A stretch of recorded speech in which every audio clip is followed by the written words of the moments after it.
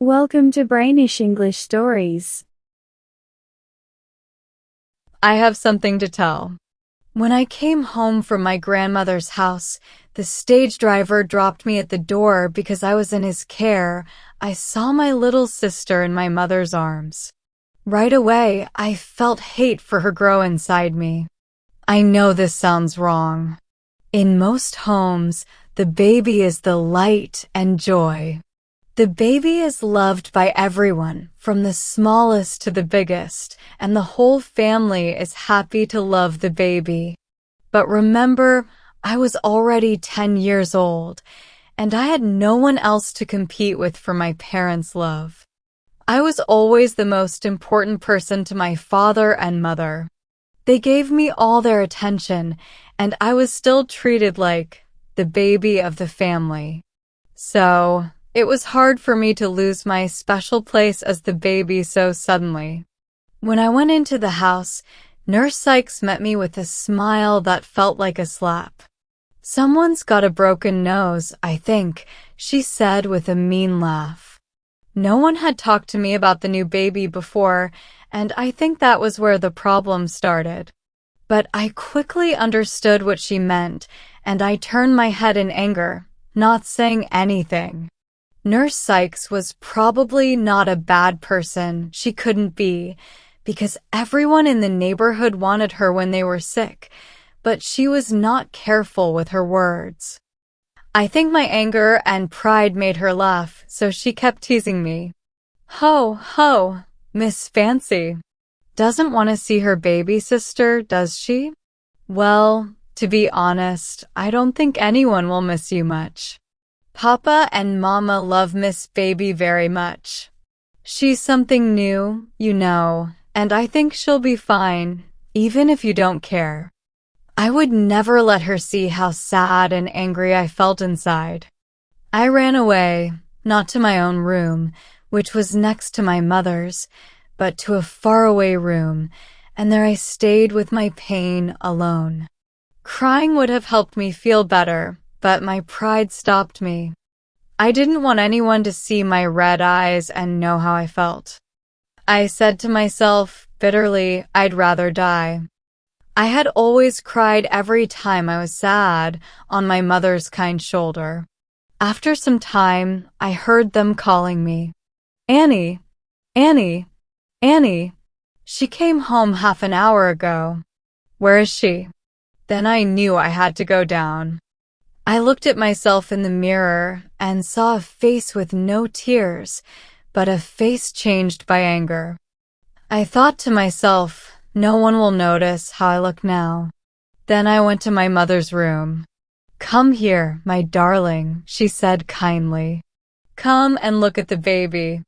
Baby?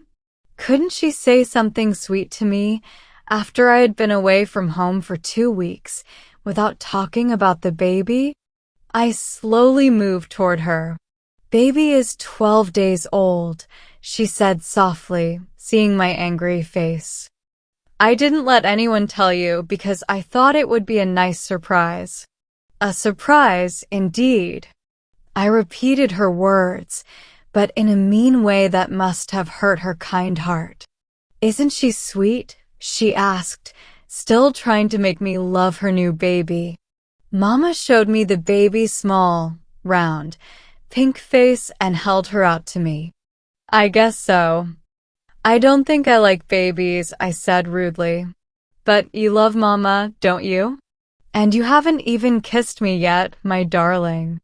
Maybe if even then, she could have put her arms around me and hugged me close to her heart, like she did when I was sad or naughty, it might have taken away my bad feelings and made me her sweet child again.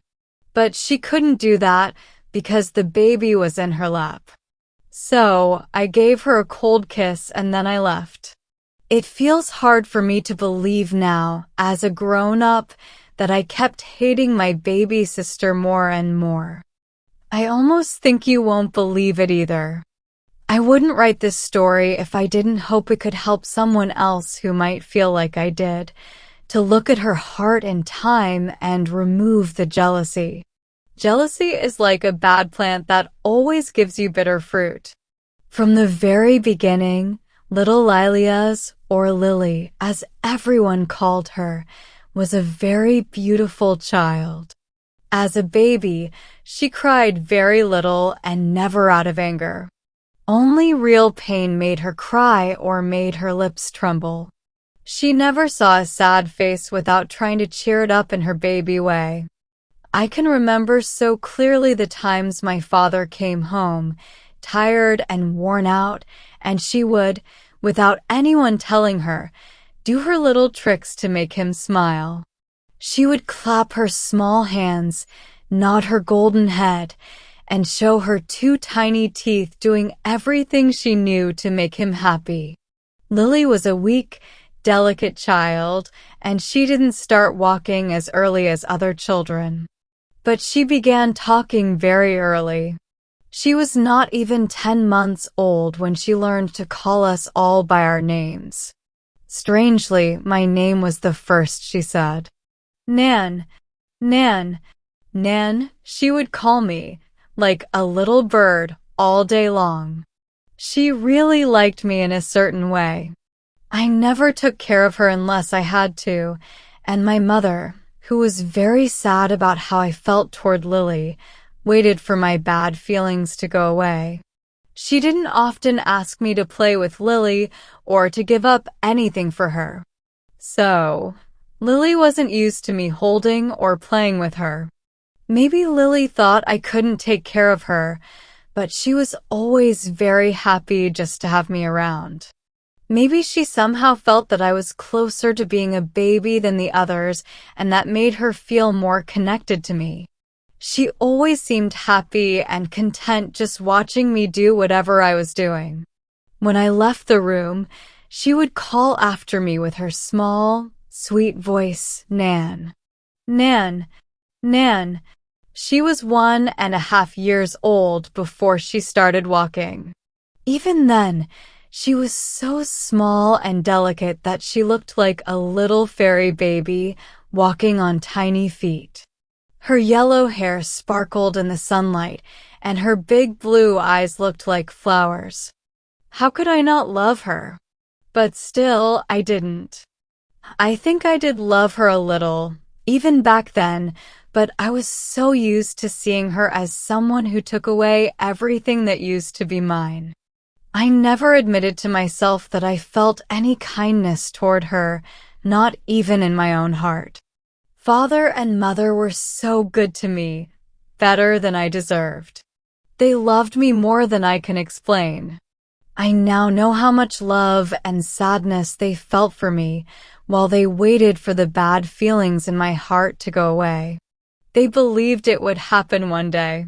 They were smart enough to know that scolding me wouldn't help. They just kept loving me quietly.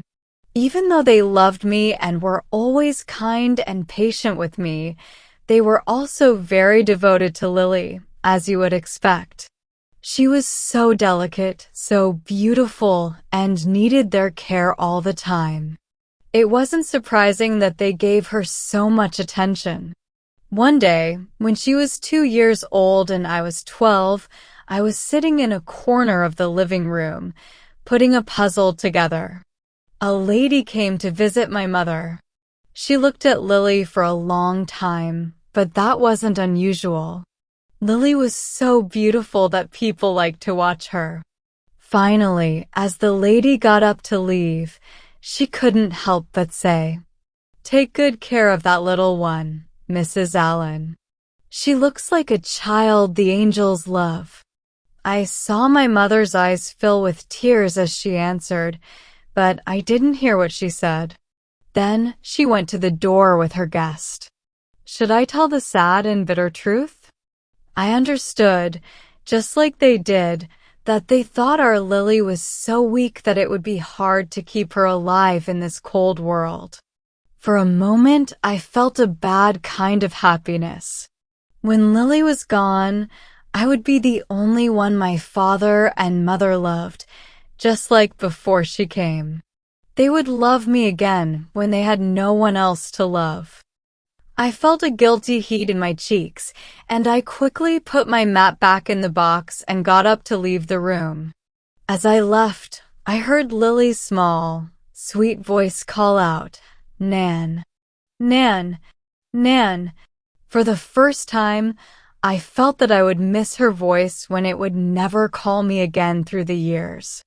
The next summer was very hot and strange.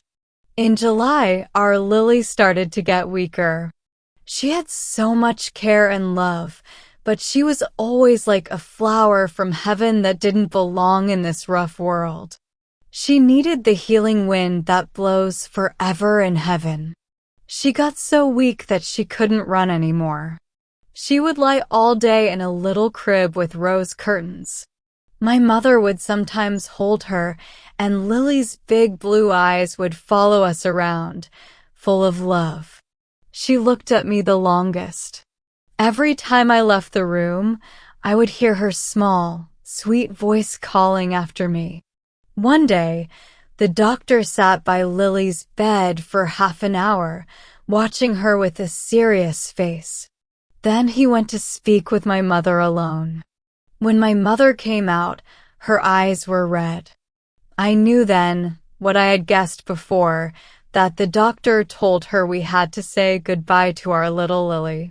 My heart was not completely hard, because I felt soft and scared.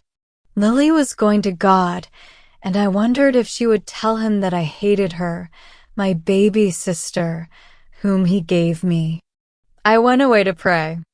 I had said my prayers every night and morning, but this was different. This was my heart crying out for forgiveness. Later, I went to my mother. Lily was sleeping, and my mother was sitting next to her, pale but calm. I knelt beside her and cried, "Oh, Mother, I have been so bad, and now I can't fix it. I wish I could die and let you keep Lily." She leaned over and hugged me. "If you are not fit to live, my darling, you are not fit to die," she said softly. "I can let Lily go more easily because she is still pure. I have seen your sin and your pain, and I knew you would be sorry." "Oh, I am. I am. Mother, how can I live with this? Will Lily tell God that I hated her? God already knows everything. But Lily never knew what hate was. She has always loved you. She thinks the whole world loves her. The pain your sin caused didn't touch Lily. Thank God for that. But I could have made her happier. I could have been good to her. Now, I might never have another little sister." Just then, Lily woke up and reached out with her tiny hands. She called softly. I ran to her and took her in my arms. She saw the tears on my face and touched them with her small fingers. "Naughty Nan," she said, in a sweet voice. "Naughty Nan, don't cry. You'll make Lily cry too." I wiped my tears and tried to smile, but my heart felt heavy. No matter how sad I felt, I couldn't bring back the time when I could have loved my little sister. Instead, I had hated her. What happened next? Nothing, except that Lily faded away like the summer flowers. She didn't get better. We all fade like leaves, but Lily was never a strong green leaf in the sunshine. She was like a pale, sweet day lily that lived its short life and died at sunset. The first words she ever spoke were also her last. She opened her soft eyes after being silent for a long time. She looked at me and called, "Nan, Nan, Nan." It was like she was calling me to follow her into the next life. And then, she was gone. If there has been any good in my life since then, any effort to be kind and gentle, it has been for her. I hope that one day, I will join her where she has gone, and I will know I am there when I hear her soft voice calling, "Nan, Nan, Nan." Welcome, Nan.